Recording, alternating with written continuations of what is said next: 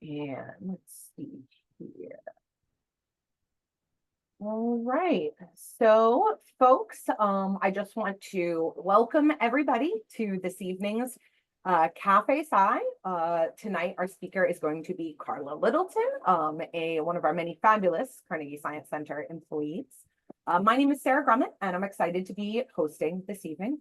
Cafe Sci is presented by PPG. Cafe Sci is also supported by fabulous people like yourselves. Thank you so much to everyone who donates to support this program. It really means a lot to us. If you are unable to donate but would still like to support Cafe Sci, the best thing you can do is invite your friends to join us in the audience. This event takes place the first Monday of every month. Typically, we are running both an on-site presentation as well as a live stream. Tonight's presentation is live stream only. You can register for next month or every month's speaker at carnegiesciencecenter.org. Before I give Carla a longer introduction here, I'll just remind everybody that you can ask questions by using the Q&A button at the bottom of your Zoom window. You can enter your questions at any time during the presentation, but we're going to hold off on answering questions until the presentation has concluded. So it is my absolute pleasure to introduce tonight's speaker, Carla Littleton. Carla is a master herpetologist and is the manager of Carnegie Science Center's Animal and Habitats Department, as well as an adjunct cyber school instructor in several science subjects, including forensics. Their passion for wildlife and ecology started early, growing up in the Cleveland Metro Parks system. Despite exploring other career options, they always seem to come back to informal science education and biodiversity conservation. A lifelong learner, Carla has earned an associate's degree in art and design, a bachelor's degree in biology from the University of Pittsburgh, a master's of education from Duquesne University, and Carla is currently pursuing a master's certificate in hydroponics through ACS Distance Education. Carla also holds certificates in paleontology from the University of Alberta, in conservation training, International Union for the Conservation of Nature, and has completed coursework in invertebrate disease management on the evaluation and conservation of endangered species and ecosystems through several organizations. Despite their wide-ranging experience with a plethora of flora and fauna specimens, some of Carla's favorite things, toads, cycads, and euphorbias, I might have said that one wrong, all share one thing in common: they're toxic.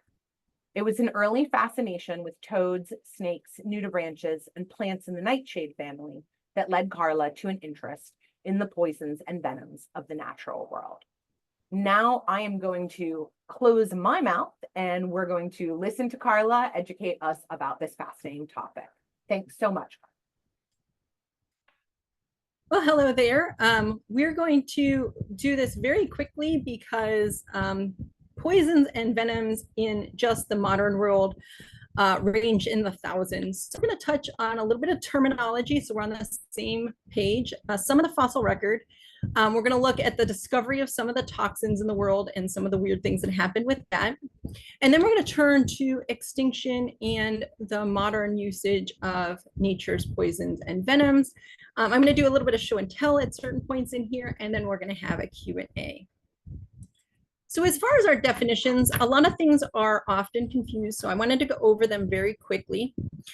Toxin versus toxicant is the first one. Both of these are capable of harming people or animals, but toxicant is inorganic. So we can think about that as a man-made pesticide or industrial waste, things in those categories. And then a toxin is going to come from organic origin. So botulism toxin, snake venom, any of those things. And I love this image from Snake Buddies. I use it when talking to youth about the difference between poison and venom. The big difference is poison is passively administered. So that could be from eating it, from touching it, from it absorbing into the skin. Whereas venom is going to be something that is injected or very actively delivered to an object. So it can be injection by biting or stinging usually. And they're produced in a gland typically that's going to hold a quantity of that, often in association with either the stinger or the teeth. And whenever we're talking about a poison or a toxin or a venom, we want to keep aware of the human bias. A lot of times when we're talking about things that are considered toxic, we're talking about whether or not they're toxic to humans and not necessarily toxic to other forms of life. We have a lot of ways of exposure. So when we're thinking about exposure, this is how you come in contact with it. You have inhalation through the skin or other parts of the body. Those are typically going to be your poisons, and then injection venoms when we're talking about the natural world. And not everything is toxic in the same way. So there's a lot of different things that can affect our toxicity. The chemical structure, so you can change the structure of a molecule and it can become more or less toxic. Our dose, so how much have you been exposed to? Exposure routes, so those are how you were exposed to it. We can think about things like snake venom. If it's injected through a bite, it can be toxic, but there are some cultures where they drink snake venom and it's not typically toxic that way. We can talk about acute versus chronic. So acute is going to be a one-time dosage. Chronic is going to be a number of doses over a period of time. Duration, how long have you been exposed? You'll see this a lot on chemicals you use around the house. If someone starts seeing, you start seeing any sort of effects, take them to fresh air. You are limiting that duration they are exposed to that toxin. Then you want to think about how does the body process it? How fast does the body process it? And that can determine how it affects the body. And then the status of the individual. We may not think about it, but how well you've slept, how stressed you are, how your kidney and liver function is, pre-existing conditions, other medications, all of those can interact with how toxic something might be. And the last thing we want to mention is medicinal or therapeutic dosages. This is when a small dose of a toxin provides a beneficial effect, where a larger or what might be considered a normal dose of a toxin has negative effects. That will come into play a lot with medicines when we're talking about poisons and venoms as medicine. So what was the Earth's first poison? And this poison came around about 2.6 billion years ago. Before that, the Earth was mostly free of oxygen. And when cyanobacteria developed and started doing photosynthesis, they began releasing oxygen into the atmosphere. And it radically changed the atmosphere into the point where it killed about 80 to 99.5% of all life.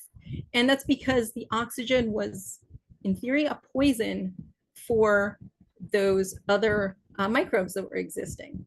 And we call it a poison because it was a byproduct of an organism that caused damage or death to another organism. So it was technically a poison. And it's interesting to think about oxygen, which we rely on, as a toxin. The picture to your right shows iron formations. Now, these aren't the ones that existed that were caused by the oxygen from 2.6 billion years ago, but this is how you might see them in the landscape. These are from Brazil. But if you want to see the original ones, this is a piece of a banded iron formation from Australia, which is in that 2.7 to 2.4 billion year old range. And what happened is there was a lot of iron in the water. And as the oxygen was released, it oxidized that iron and made these deposits. So we can tell pretty much exactly when oxygen started getting built up in the atmosphere and look at our first poison on Earth. Now, poisons, for the most part, don't fossilize. They're created in tissues, but we do have some fossilization that would show us that we have early venom, especially in the oceans. One of the first things that we see where we can specifically say, yes, this is venomous, is jellyfish. Now, research has shown that jellyfish started getting the ability to sting about 490 to 500 million years ago. And when looking at the genes that allow a jellyfish to sting, the PGA synthase, which is what allows them to do this, is actually a bacterial gene and not a gene that is one that a jellyfish would normally have prior to it getting it from a bacteria somehow. Now, we do know that sponges, worms, and fungi also have this gene occasionally. So either this gene was shared between bacteria and multicellular animals early on, or it's been shared more than once. And a lot of speculation is that it was a symbiotic relationship between these bacteria and early animals that allowed this transfer to happen between the two. The other thing we can look at is conodonts, which is that organism there in the center. These guys are from about 300 million years ago, and they have a tooth-like structure. They're on the left-hand side. This is from Dapsilodos mutatus from Poland, and we see that distinct groove on it. Now, it's only the conodonts that have these pointed teeth that have these grooves, and they're not really actually teeth because these are jawless animals, but we do sort of refer to them as teeth because they are part of the feeding apparatus. But those grooves are typically only seen in venomous animals that are using their teeth or teeth-like structures for venom. So we can sort of associate that possibly conodonts were a venomous species as well. Once we move on to land, though, terrestrial animals and terrestrial plants started becoming toxic all over the place. We see a lot of venom. We see some suggestions that things might be toxic. Probably spiders, centipedes, and scorpions are going to be our first venomous land animals, probably somewhere around 400 million years ago. We see on the left-hand side Arthropleura from Walking with Monsters. This was a relative of our modern millipedes and centipedes. It did have some structures that suggested that it might have or been starting the changes in its first set of legs that would later become the venom apparatuses for later centipedes. But we don't really know if it was venomous or not. It could have also been poisonous since millipedes are poisonous, but we can't tell from the fossil. We've also can look at amphibians with some molecular clock look. So you look at the genes and when those genes might have developed. And it's potential that about 300 million years ago, we have amphibians that are also poisonous. But it's hard to tell because, again, those are going to be soft tissue structures. So we have to look for very fine-grained and very deep. We don't always have. We have to wait till we get to venoms before we see a lot in the fossil record. So at the bottom, we have the skull of Euchambresia, which was an early animal. It's an early vertebrate, and it's usually suggested that this may be the first venomous vertebrate. And what they're looking at here is they're looking at this space here behind the teeth. This is where they think the venom gland would have been. And then there is a channel here to these teeth that suggests that this animal was venomous. But it may not be the first venomous animal. So the animal at the top right is a modern animal that has a long fossil history. This is a Sicilian from the order Gymnophona. And it's been found that these are also venomous. They have the same tooth structure, and they developed and evolved and appeared in the fossil record around the same period of time. So it's hard to tell which one might have been venomous. However, Sicilians are also poisonous. They have glands that create mucus so that they can protect their skin because they are legless. They live sort of like snakes. But the glands that are at the rear end actually produce poisons. And preliminary research into these poisons, researchers are saying it, irritates the eyes and nose. There are some suggestions these might be hemolytic, which means they break down the blood. They might be cardiotoxic, so they're active on the heart as well. So we don't know which one was the earliest venomous, but Sicilians were probably the earliest animal that was both venomous and poisonous, which is a kind of a rarity in the animal kingdom for something to be both poisonous and venomous. Now, of course, we have to go with this topic, venomous dinosaurs. Everyone's seen that left hand Dilophosaur from Jurassic Park. It's iconic. This animal was not venomous. Now, the animal on the right in the illustration is Sinorthosaurus. This animal was discovered in rocks from about 120 million years ago in China. And since its discovery, there has been arguments and debates about whether or not this animal is venomous. The top image is its skull. And if we look right above the teeth, there's this triangular shaped opening here. That causes the biggest debate. Some people say it's a saliva gland. Some people say it's a venom gland. That long tooth there, listed as VG, does have a groove in it. And those people that are talking about it being venomous are talking about suggesting it looks a lot like the skull of a Komodo dragon, and Komodo dragons are venomous. So we have to think, could this have been a venomous animal? We may not know until we find more fossils of it. We may never know if we have a venomous dinosaur, but as far as head and skull structure, this would be the animal if you were looking for a potential for a venomous dinosaur. And then we want to skip to the modern era and talk about the strange case of modern amphibians. Modern amphibians have an overkill of poisons. And by overkill, I mean their toxins tend to be incredibly toxic for their size. We have cardioglycosides, which block the nerve activity in the heart. We have tetrodotoxin, which permanently affects the ability of the neurons in the brain to fire. And it's 100 or 1,200 times more toxic to humans than cyanide. It's irreversible. There's no antidote. It only takes about 1 or 2 milligrams to affect a human.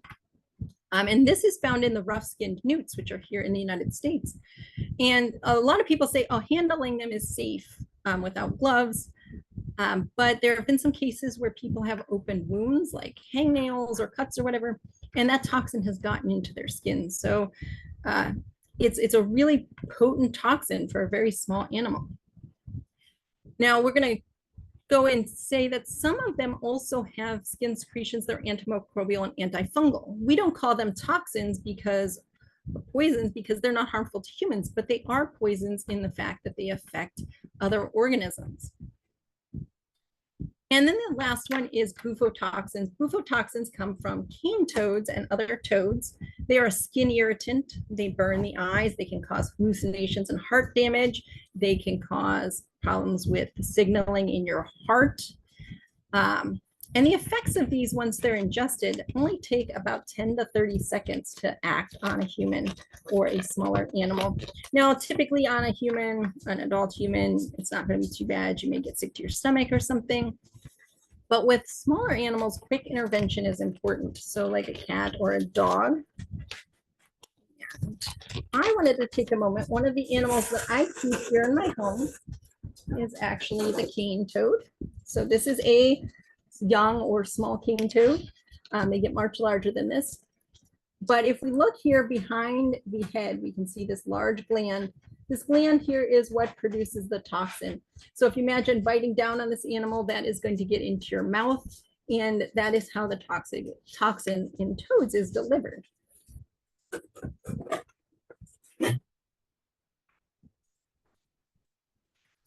And then we want to think about, a lot of people say plants are defenseless. But when we look at herbaceous plants, about 50% of them may be poisonous. And that is, they have some sort of effect on humans.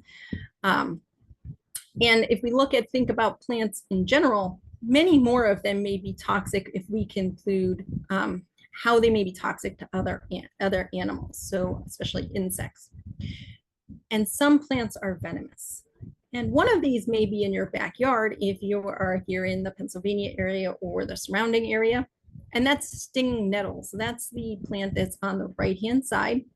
This group of plants has a gland at the base of little hairs on their leaves and on their stems. These hairs are hollow inside and have a venom inside of them. And what they do is these hairs, when you touch them, actually break off in your skin and continue to put that venom in your skin. Now, for humans, this is just an irritant. It's a formic acid and histamine mix. There isn't a lot of research on what exactly it is, but for most people, it just is irritating. Now, there are other members of this family, and probably most well known as far as being a venomous tree is the gimpy tree, or the Australian stinging tree. And it's very similar to the stinging nettles, where it has hairs on the surface.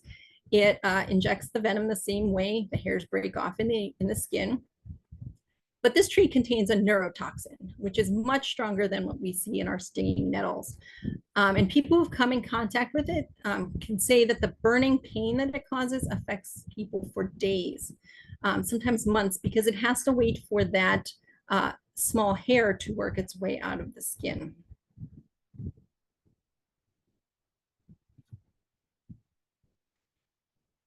And this is one of my own things that I like to talk about. Every time I go to the plant store, I think of this line from Jurassic Park. You have plants in this building that are poisonous. You pick them because they look good.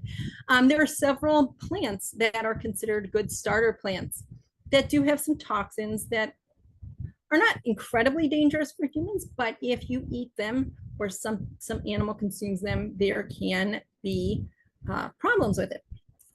So this one here is dumb cane. You'll often see this in a plant store. It's also called Dieffenbachia. If eaten, this causes your voice, you to lose your voice. It can cause throat swelling, and that's where it gets its name. Dumb cane is the dumb part of it is an old term for being unable to speak. And in really severe cases with high exposure, or if someone has an allergic reaction, this can cause airways to close. Now you have to eat a lot of it. Like I'd have to eat this entire plant and it would probably not feel good, and I would stop before I got there. But there is a toxin in it. The other one that we see a lot is the sago palm. It is a cycad. This little guy, I see them all the time at Home Depot. They have this round base and these fern-like leaves. This plant has a carcinogenic and neurotoxic glycoside in it. It also can potentially cause fetal abnormalities if it's eaten. Typically, in a small amount, I eat a couple needles off of it. It's going to cause me some GI distress. It's going to cause me to vomit. It can cause me to stumble around. So this plant is pretty toxic. It's considered a great starter plant, and we need to think about what we're bringing into our home, what we're living around, and how to identify it so we can be safe. I do have dogs, but I keep this plant away from them to make sure they stay safe, and that is something to consider when you're bringing things into your home. The other thing is we have headbutting frogs. These guys were found to be venomous accidentally. So we knew, researchers knew when they went to go and look at Bruno's casquehead frog and the Greening's frog, that they were poisonous. Like a lot of the frogs you'd run into in Brazil, they're poisonous. The thing with this frog is they had it and they caught it and it was wiggling around, and no matter where they caught it, it would whip around and headbutt the people. And they would get these painful burning sensations that would radiate up their arm. Some say it lasted like 5 hours. Well, they found out that this frog has points of bone on its skull. And when it headbutts, those points go through a venom gland in the skin, come through the skin, and then puncture the skin of whatever's attacking it. And so that it's a venomous frog that uses its skull to envenomate instead of teeth. There are some other frogs, the spiny-headed tree frog and Ruella's horned frog, which may also have the same type of mechanism.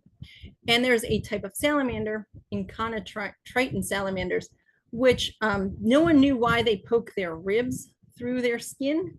And now people are starting to wonder, is this another case of envenomating through bones puncturing the skin, which is a wild way to envenomate anything.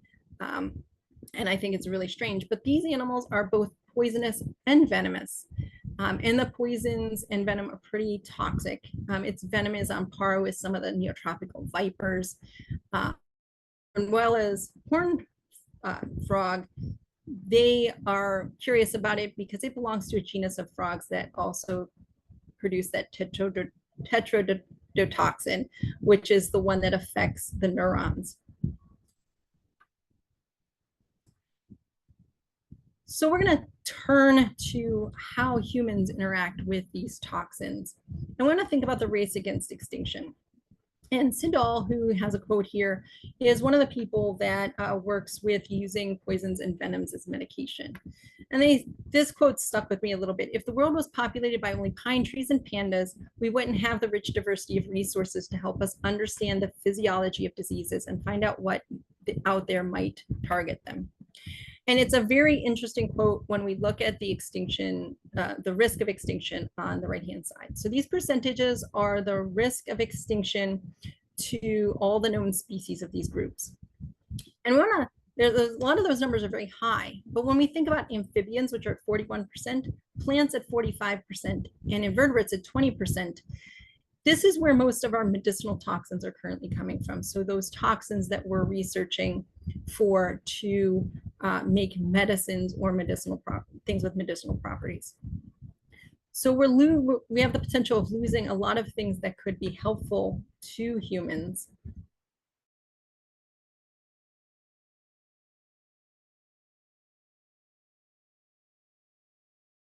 How can we potentially get more people interested in conservation? So poison was the cure, or poison could be the cure. Over 50% of the commercially available drugs worldwide are on some bioactive compound, something that came from nature. And so far, there have been about 10,000 animal toxins identified, and only about 1,000 of them have been looked into for medicines. And one of the reasons for that slowness is venoms and poisons often contain about 100 to 500 different compounds that could be used for medications. And we are not the first. There is evidence that Neanderthals used poplar bark. Poplar bark is known to have some pain-killing properties. Crows, which is why there's a picture of a crow here, will often grab ants, rub the ants on their feathers, and the formic acid from an angry ant actually can kill or potentially repel lice and mites, which might be harmful to them. So technically, it's a medication. And on the left-hand side are some of the medications that are either currently being used, which are the ones with asterisks, or the ones that are in trials. And we see there's a wide range of different things there that can be used. You know, Botox and penicillin probably look pretty obvious.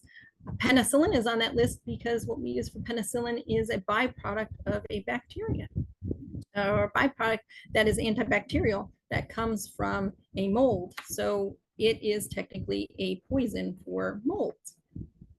The other one that is interesting is toxicol, or paclitaxel, which comes from the yew tree. And this is a medication that comes from the bark of the yew tree. It cannot be reproduced in the laboratory very well, and yew trees are declining. So this is a cancer drug that we are potentially losing because we are losing the plant that it comes from. And from reptiles, captopril is our first ACE inhibitor. ACE inhibitors relax blood vessels and lower blood pressure. This was from the Brazilian viper. It was started to be used in treatment in 1981. So this is one of our early forms of a toxin that's being turned into a medicine. The other ones there, quinine is a technically a tree toxin. It's used to treat for malaria. Wayfarin, which a lot of people use, is from sweet clover. It has a blood thinner. It helps people who have heart conditions. But it's originally a rodenticide. The Wayfarin at high concentrations actually stops a rodent from from creating blood clots. And that's what led to it being developed at that small medicinal dosage for a medication. And then this is a pet project of my own, doing the research for this. Humans seem to be obsessed with consuming insecticides. So all of those things that are listed there, caffeine, nicotine, theobromine from cocoa, things from chrysanthemum and orange zest, rosemary, cannabinoids and THC, these are all produced by plants to be insecticides. And I didn't find any research about why humans interact with things that are produced by plants for insecticides in a sort of positive way.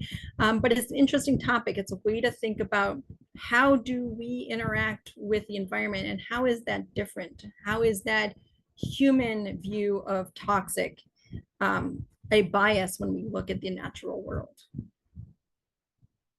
And this is a huge bibliography. If you are interested in any of it, my email address was in the beginning.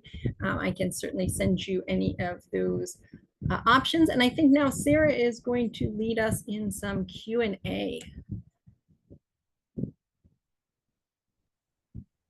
Fantastic. Okay, hang on. I don't think my video's popped back up here. Carla, are you able to see me? I am. Okay, fantastic. You know, never know with these Zoom settings here. First of all, I just want to thank you so much for that fascinating presentation. I really love learning about this stuff. I know we were chatting a little bit earlier about how I think we both have, you know, I don't quite have your level of expertise, certainly, but I have a little bit of nerdery on this topic, and I'm excited to learn more about it. So we have a question waiting for us in the chat from Kitty Mama, one of our regulars, who asks, what is your toad's name and how long have you had her? So her name is Behemoth.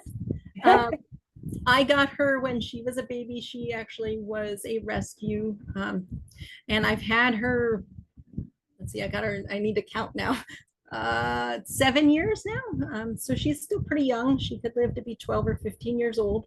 She's not the only cane toad I have. But she is the largest. The females tend to be much larger. Awesome. And about, you had said that she's not an especially big specimen. How big do they get to be? 5 pounds. Size of it, they could get up to the size of a dinner plate. Wow. All right, here we have another question.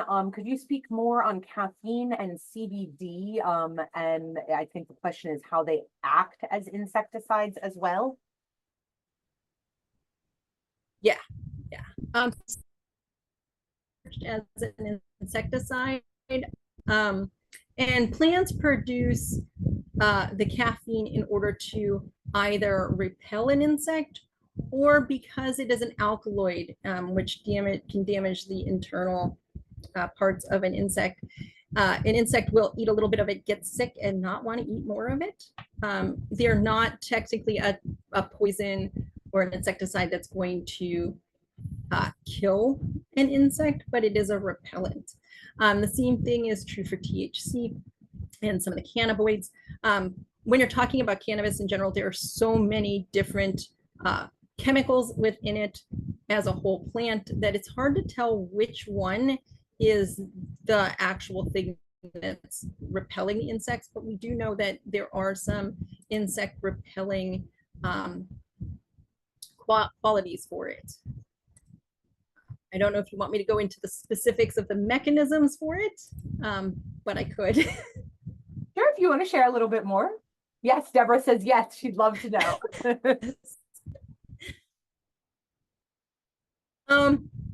So typically when you're dealing with caffeine, it's going to be definitely based on the dosage. And when we're thinking about plants in general, what the plant is exposed to can determine how much of a chemical it produces. So if we had, say, I'm trying to think of like a medicinal plant where we use the leaves. Well, we can use cannabis, for example. Individual plants, depending on how much light they get, what the quality of soil is, how much water they get, the microclimates of temperature around the leaves can determine that individual leaves and areas of that plant may have different amounts of that toxin. And we can get into things too, like acacia trees, where giraffes browse around on different acacia trees, not because they need to browse, but as that plant is damaged, it will start producing a bitter toxin that they don't like to eat. And so they can only eat so much of it from one tree, and then they have to move on to a different tree. So plants are pretty reactive when it comes to their environment, and we don't often think about that. That is so fascinating. I have a follow-up question to what you just said, Carla. I want to make sure that I'm understanding correctly. You were talking about the acacia tree and the giraffes. You said if they eat too much from one tree, it gets like too bitter and they have to move on. So right. Do I understand correctly that they can then choose a different acacia tree, but it's like that specific one has jacked up its poison levels too much? Oh, he froze there. A little bit. I think you froze a little bit on me. Okay, let me repeat that. If I'm understanding you correctly, you said that if the giraffes are eating too much from one acacia tree, that one specifically starts to get too bitter and they can move on to a different tree. So it's just that like that one tree kind of, pumps its levels up. Yeah.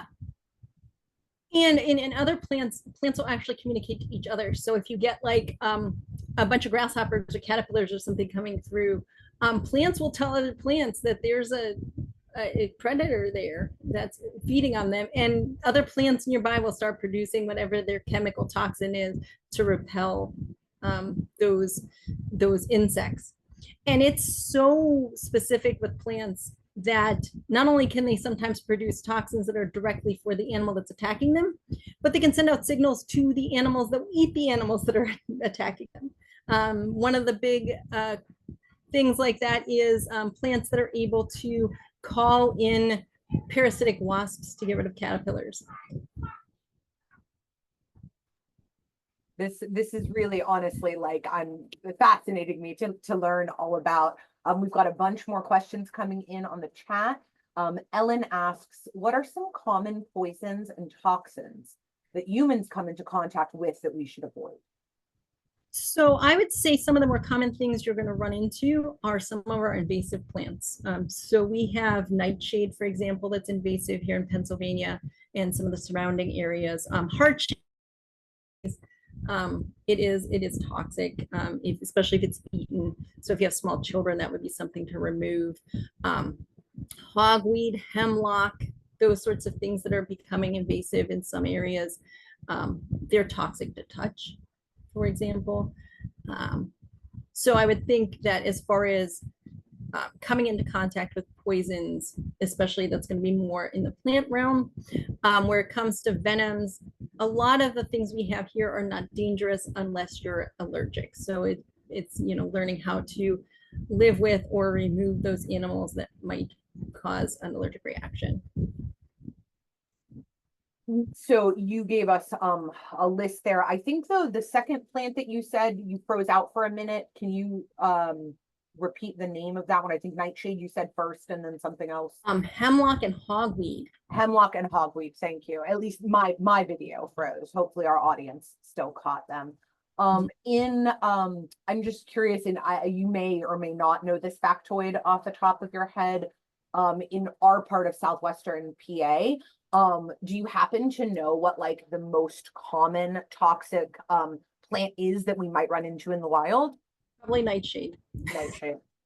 Because it's invasive and it spreads underground. So it's one of those things like ivy where you have to get all of the runners, and it can be very, very difficult to remove it.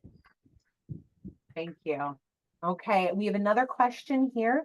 Can you speak to why yews are endangered?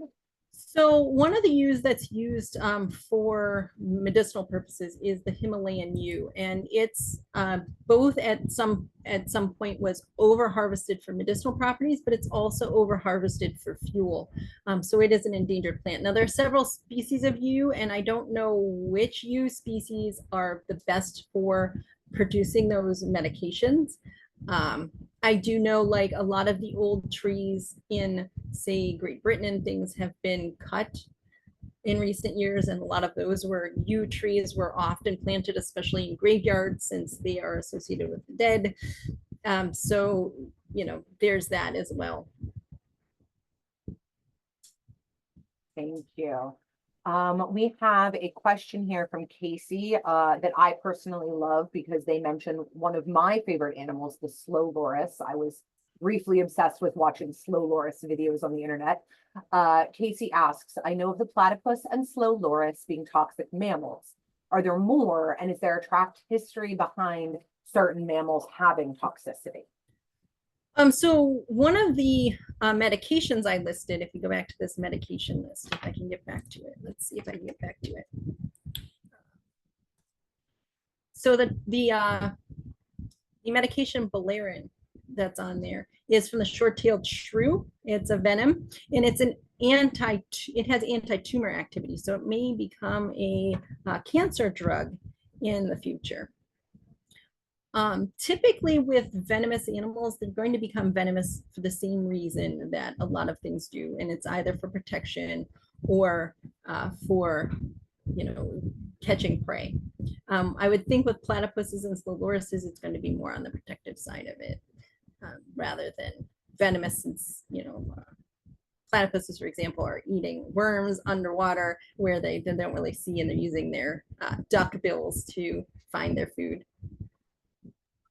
And do I remember correctly that slow lorises like venom poison glands are in their elbows? And if so, that feels like maybe a less successful protective strategy. I don't know. Can you speak on that? I don't know. I don't know enough about slow lorises, but I know some animals that are poisonous will have a gland in one place and rub that poison on their body in other places.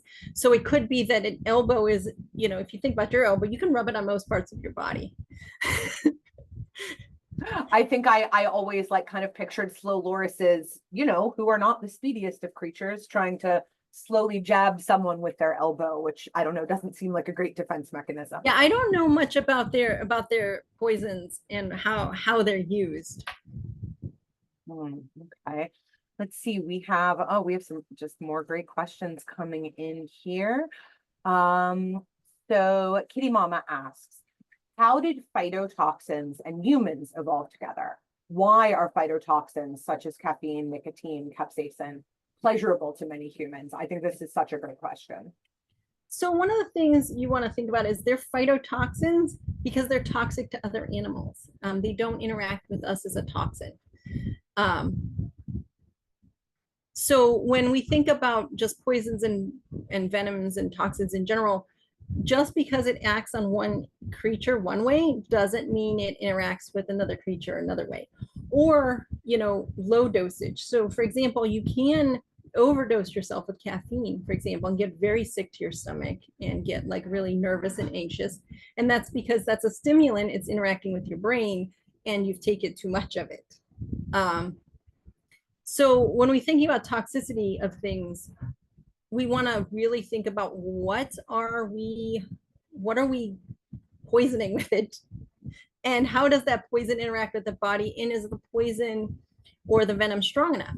If we think about it, one of the things I just saw that's really cool in my neighborhood is the cicada killer, which is a wasp that's a pollinator, and it grabs cicadas and paralyzes them and lays their eggs on them. For that cicada, that venom is very bad. It shuts down its nervous system. When we get stung by it, it sort of burns. It's like a bee sting. It hurts. It's not really that bad. So when we think about toxins, it's a very wide range of them. And humans specifically, not necessarily did we evolve together with phytotoxins, but we have selectively bred some things. If we think about capsaicin, how many people have been trying to breed the hottest of hot and hotter and hotter and hotter hot peppers forever? That's selective breeding. It's not actually evolving next to us. We're encouraging it to evolve because we want those effects. And like for capsaicin, at really high concentrations, it causes euphoria. And I think also about, think about what an industry, regulated CBD and THC strands are now, not to mention there's a variety of plants that will provide euphoria if done in certain amounts. And I don't know, I suspect it's just because humans like going after weird sensations. Well, and there's some things where, like some of the bufotoxins, the dosage between causing hallucinations and causing severe problems are very minute. I learned about something weird called toad cakes, where apparently they dry out toad toxin to use medicinally, and there have been some poisonings because the closeness between safe doses and not safe doses are very close. I would imagine that you would really need some very particular expertise to know those exact dosages with such levels. Fantastic. So we have another pair of questions here. Looks like they're from the same person, who asks, how is poison ivy poisonous? And how are fungi, mushrooms, etc. poisonous? Okay, so there's two different things. Poison ivy, poison oak, poison sumac all release a oil that's called urushiol. I can't remember the spelling quite, but when you bruise a part of the plant, so you damage it, you burn it, anything like that, that oil gets released. And that oil is a very significant skin, like causes dermatitis. It's a skin irritant. For a lot of people, they're allergic to it, and that's why you get such a bad reaction. And it's one of those things that the more you get exposed to it, the more you can become allergic to it. So you get that red itchy rash because there's an oil on there that's a skin irritant. And that's why it's unsafe to burn, because if you start burning it, it's an oil. It's going to get airborne. It's going to get in your lungs. You don't want that. And that's why it's hard to wash it out of your clothes too. You have to use something that removes oil. So soaking it in like rubbing alcohol or something, for example, to break down that oil, or it's just going to stay in your washing machine and spread around on all your clothes.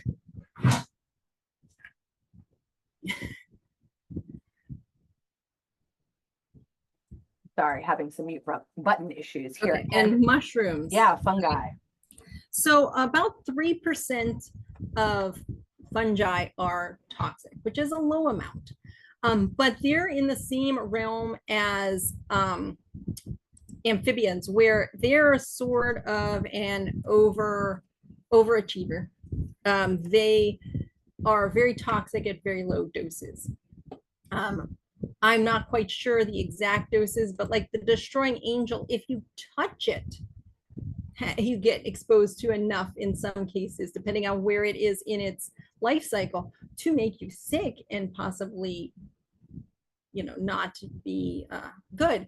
And that happens with some mushrooms or fungi. As they break down, those toxins break down. I don't know if you've seen an old mushroom that gets sort of squishy.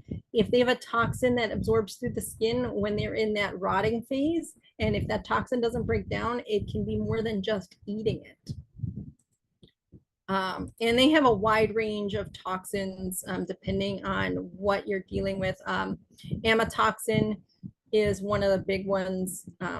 It interrupts I think it inhibits your RNA from working properly, which we don't want that happening in our cells. Our RNA does a lot of things, it makes our proteins and things like that in our cells. We don't want that to be inhibited. I don't know a lot about the individual fungi. Again, there's a lot of toxins out there. It would be hard to know all of them. Certainly. Thank you for that information. I'm going to be looking up the destroying angel later, and what a name. Like whoever names these, A+. Fungi have really good names for the poisonous ones. It's death cap, destroying angel. There's also like the scorpion, the death stalker. But the death stalker provides a medication for us as well. So I was just actually reading about a mushroom the other day that I think was called Death's Head mushroom. And it was in a foraging post talking about how it looks so much like this other completely edible safe type of mushroom. And I that's another really interesting thing to be aware of, because at least in this part of Pennsylvania, I think that there are a fair number of people who do some foraging like that. That's something I could never do. I'm not comfortable with my identification of mushrooms. All right, here we have another great question here. Someone asks, says, we can't talk about venom without talking about snakes. Do you have a favorite venomous snake and why? Well, I worked with the pygmy rattlesnake, the Massasauga, so they have a place in my heart. They're native, they're threatened. They're short and fat and sort of slow. I really love them. They're super cute. But as far as venoms, the saw-scaled viper is really cool. We've had several medications come from them.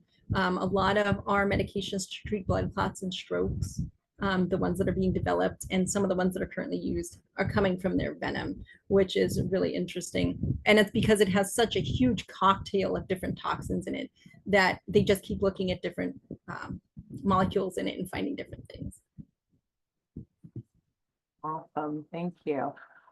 This next one kind of hits back to part of what you were just saying about mushrooms. Clifford asks if you can speak to toxic mushrooms and the different types. I actually don't know all of the mushrooms. I know the really toxic ones. Here, when we were just talking about foraging, you have the morel and the false morel, and false morels are toxic at pretty low quantities. They're not like a destroying angel where you die, but they're pretty toxic. And a lot of our mushrooms that are toxic are mimics of some more edible varieties, which is another thing that makes me very nervous about eating them on my own and finding them. Okay, we've got a question here from Kim who asks if you can please tell us about, and I'm sure I'm going to butcher these names, tell us about Blarina and Desotatoplace, please. Okay, so Desotatoplace is a really cool one. It is a substance from the saliva of vampire bats. And it's the part of the saliva that actually stops us from blood clotting, or from an animal that they're feeding from blood clotting. And it's showing some really good possible usages for treating ischemic strokes. There is still in trials. I think it's out of animal trials now, but it does seem to be one of the better potential treatments for that.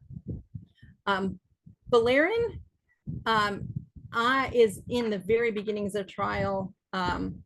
They are not to human trials yet. What they've seen so far is that it inhibits the cell activity in tumors. So it stops them from being as active. It can slow them down, which is really cool. Oh, it's really just amazing to think about, where all of these different potential medications come from. Okay, let's see here. Kitty Mama asks, how many poisonous shrooms grow in southwestern PA? I don't know that answer. I know the only one I know of that people run into quite often is false morels. I know some of the shelf funguses, so those ones that you see that are on the sides of trees, that some of them are edible and some of them are toxic, and I don't know which ones. But we have quite a few species of those here, and I really don't know. I don't even know how many mushroom species are in Pennsylvania, and it might be one of those things that they haven't researched yet. I know I have more of a background in insects and invertebrates. We haven't had a full-scale study of the invertebrate species in Pennsylvania in a long time, and in some areas never. So that may not even be something that is known in general. I guess we'll have to maybe get a mycologist in for a future presentation. There seems to be a lot of interest in mushrooms here. All right, here. So we have a question. This is interesting, kind of little social myth. When I was a kid in the 1970s, I heard many people claiming that possums were poisonous. These people would kill the poor creatures. Are possums poisonous? And if not, how could these myths have started? They're not poisonous. They're not even dangerous to people. And in fact, they're helpful because they like to eat ticks, which are a disease transmitter. I'm not sure how that happened. There are quite a few animals that have gone that way. Hellbenders, which are our state amphibian, were killed off because people spread the rumor that they were poisoning water supplies. And that's one of those things where someone at some point said this and it started spreading, but I'm not sure why there is that idea that they're poisonous.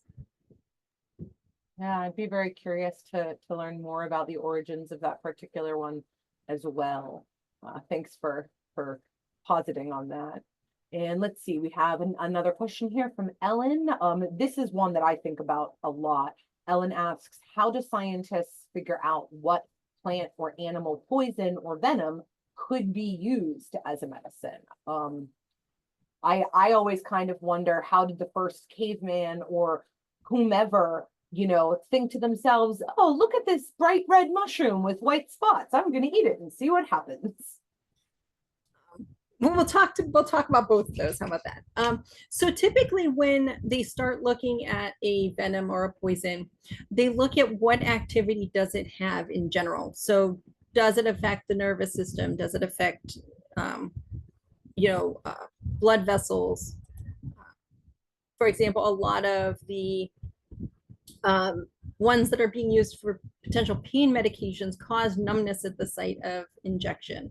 So that is one of the ways that they start looking at that, is what do these cause and can they be used in a lower dose or medicinal dose for something positive. They'll also look at the chemicals that are in that poison or venom to see which one of them are causing those effects. Because we know of the structure of a lot of parts of the human body, we can look at chemicals that might interact positively or negatively with them based on structure. For a lot of that, there's a lot of different ones. Sometimes it's trial and error. Sometimes, they'll see it interacts with some animal one way. That's how Wayfaring happened. They were using it as a rodenticide. And someone, and I don't know who this someone was like, this causes uncontrolled bleeding in these, being able to clot blood. I wonder if any part of this could be used to help humans that are dealing with blood clot problems. And I don't know who that person is. I'm sure you could look it up because it probably exists. But that's one of the things that happens. Some of these things are used in traditional medicine. And by doing, ethnobotany, which is looking at how, tribal peoples and First Nation peoples and things use these plants and animals, we can see, okay, in these people, they are using it for X, Y, and Z. What part of it is causing these effects? Is it causing those effects? Is this, a placebo? Is it really working? What part of it's working? Something like aspirin. People used white willow bark forever. And because in a plant, you can't determine your dosage, it's easier to do that if you're, producing it in a controlled environment. We went from white willow bark to aspirin. So there's a lot of different ways you can get to that. What was your question? You had, how do you figure out what to eat and what not to eat?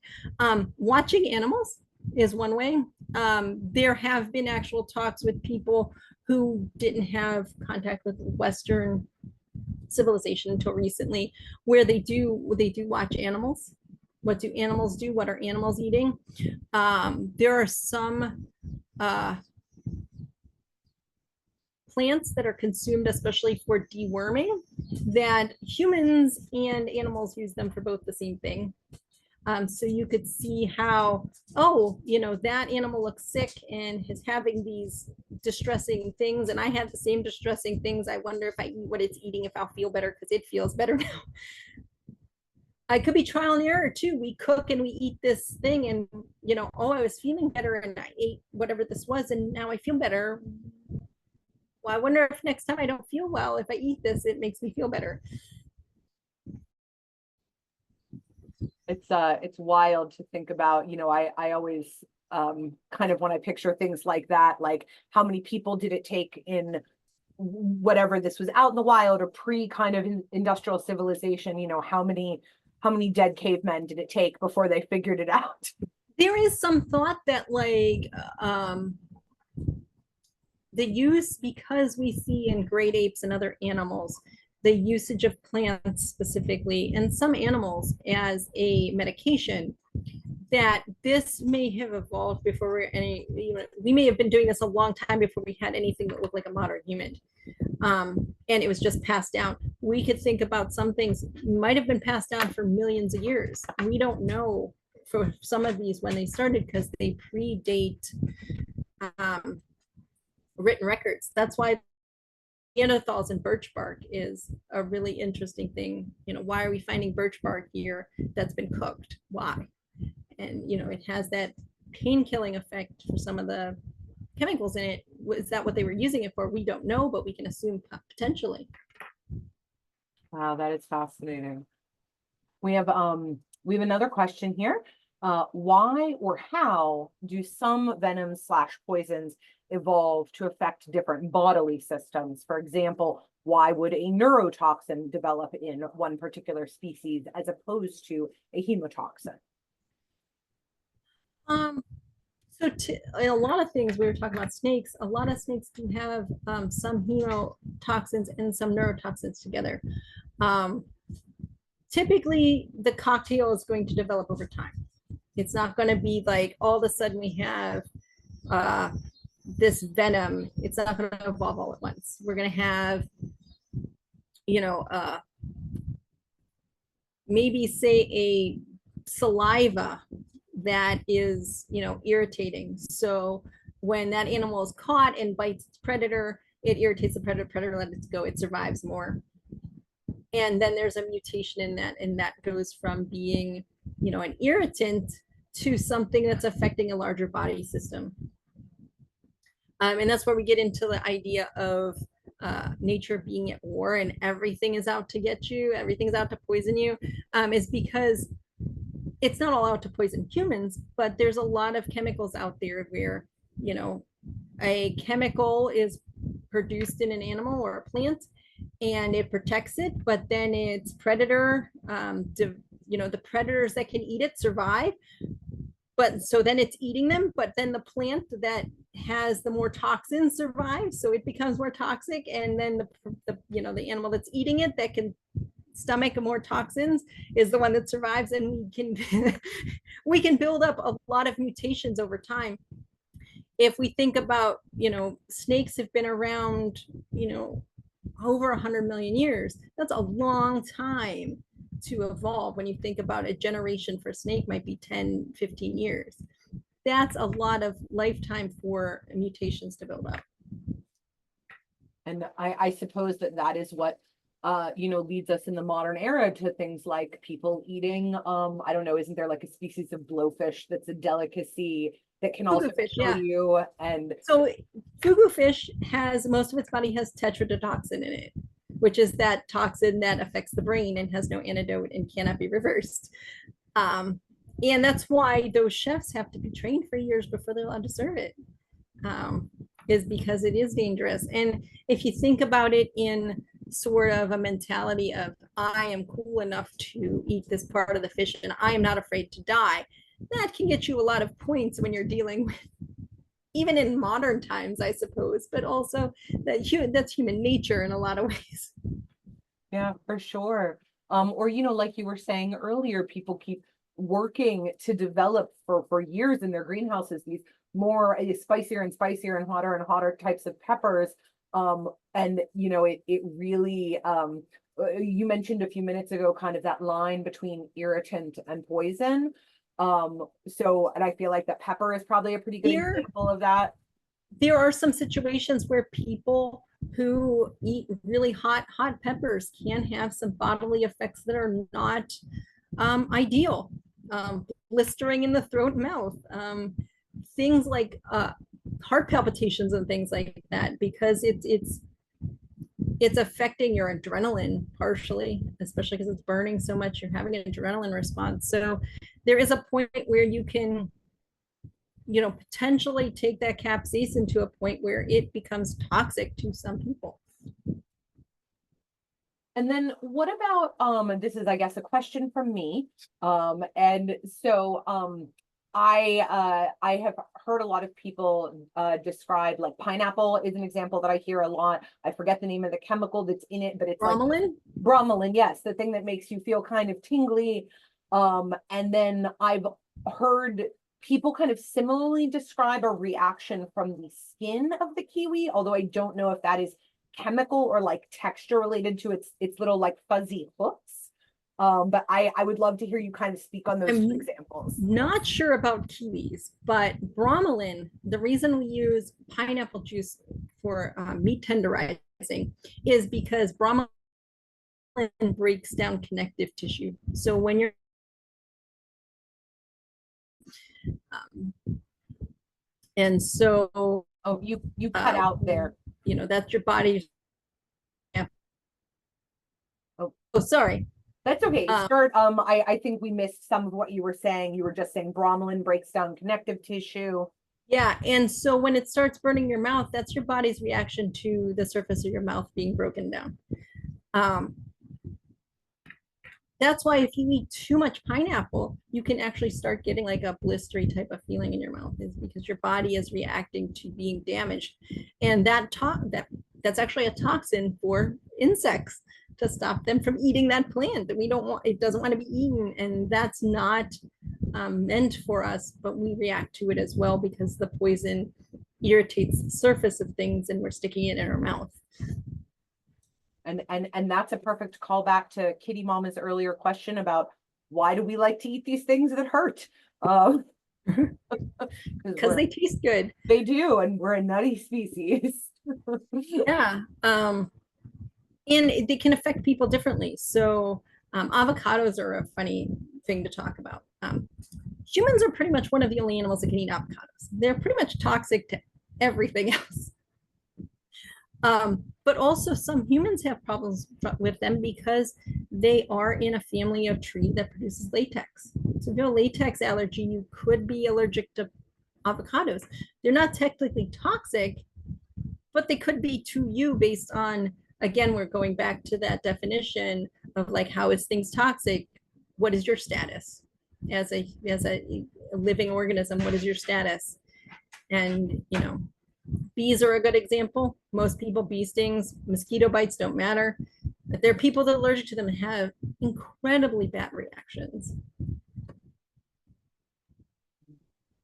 Man, it's just food for thought. Well, it looks like our queue of Q&A here has finally wound down. Carla, is there anything else that you would like to share with us before we wrap up? No, if anybody still has questions, they're welcome to email me. You can get in contact with me. This is one of my favorite topics to talk about. Okay, well, I'm just going to go ahead and end our night then by thanking our fabulous audience. And of course, Carla Littleton, our incredible presenter here tonight. I know that I'm going to go home and be like Googling toxins and venoms and poisons all night. So Carla, thank you as always for sharing the most interesting of interesting facts. And for the folks at home, I'll just remind you that tonight's program will be available on the Science Center's YouTube channel. It typically takes a couple of weeks to get those videos on up. You are welcome to share them directly with your friends. And in fact, we encourage you to share them. And of course, please join us next month. Cafe Sci in September will be on the 9th. And we will be back on site starting in September. And so again, just Carla, thank you so much for your time tonight. And I'll see you at work. Yep. All right. Take care, everybody. Have a great night. Bye. Bye. Bye.